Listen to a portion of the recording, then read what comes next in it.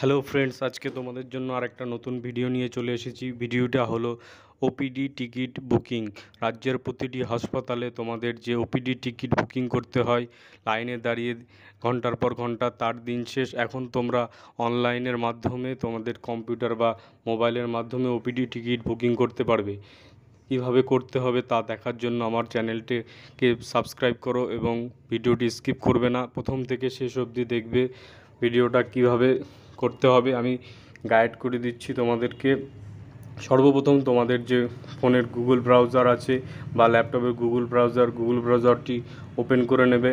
Open করার পর তোমাদের যে সার্চ বার দেখতে পাচ্ছ, সার্চ বার অপশানটিকে ক্লিক করবে। ক্লিক করার পর তোমরা এখানে সার্চ করবে ওপিডি টিকিট বুকিং।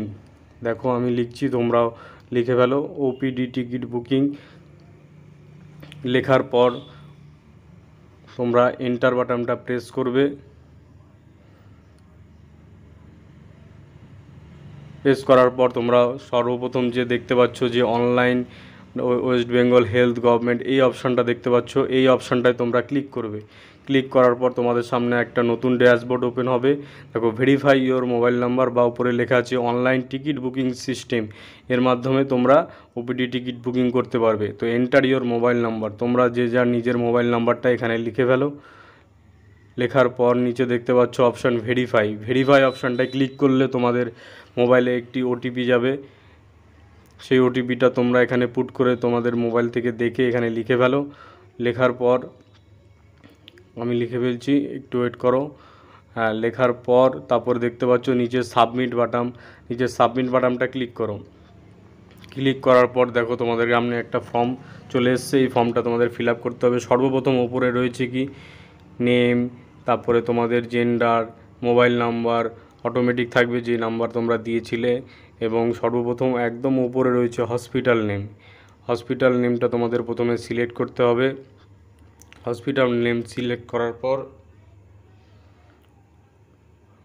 একটুখানি হসপিটাল নেম, হ্যাঁ বন্ধুরা একটু ওয়েট করে যাও।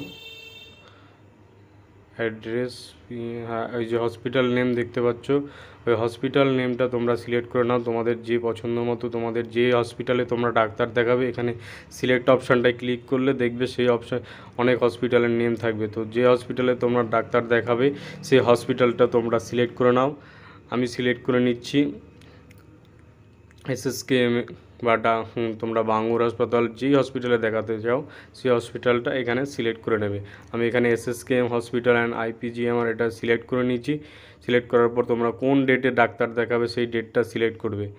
আমি যে 4 তারিখ দেখাতে চাই, আমি 4 তারিখটা সিলেক্ট করলাম।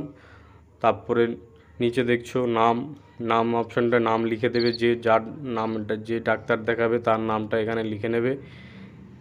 লেখার পর পাশে দেখো জেন্ডার মেল ফিমেল কি আছে সেটা সিলেক্ট করে নেবে। সিলেক্ট করার পর মোবাইল নাম্বার অটোমেটিক যেটা দিয়ে তোমরা লগ ইন করেছো সেটাই থাকবে। তারপরে তোমাদের যে এজ রয়েছে এজটা তোমরা লিখে নেবে, এজটা লিখে নাও। লেখার পর দেখো অটোমেটিক ইয়ার অফ বার্থটা চলে আসবে। আসার পর নিচে দেখতে পাচ্ছ তোমরা, হ্যাঁ নিচে দেখতে পাচ্ছ কান্ট্রি অটোমেটিক ইন্ডিয়া থাকবে, স্টেট ওয়েস্ট বেঙ্গল বা তোমাদের যেটা ওয়েস্ট বেঙ্গল বা অন্য স্টেট থেকে হলে তোমরা সেটা সিলেক্ট করে নেবে। তারপরে ডিস্ট্রিক্ট হুগলি সিলেক্ট করবে বা যে কোনো তোমাদের যেটা ডিস্ট্রিক্ট হয় সেটা সিলেক্ট করবে। আমি হুগলি সিলেক্ট করলাম। তারপরে তোমাদের পিএস বা থানা যেটা আছে সেটা সিলেক্ট করবে। আমার যে পিএস যেটা আছে আমি সেটা সিলেক্ট করে নিলাম। সিলেক্ট অপশানে ক্লিক করে তোমাদের কাছে একটা লিস্ট ওপেন হবে, সেই লিস্ট থেকে তোমরা সিলেক্ট করে নেবে। আমি সিলেক্ট করে নিচ্ছি। তারপরে ডান দিকে দেখো অ্যাড্রেস অপশান, এই অ্যাড্রেস অপশানে তোমাদের ফুল অ্যাড্রেসটা লিখে দেবে, তোমাদের ভিলেজ কী আছে সেইটা সম্পূর্ণ কিবোর্ডে টাইপ করে তোমরা লিখে দেবে। লেখার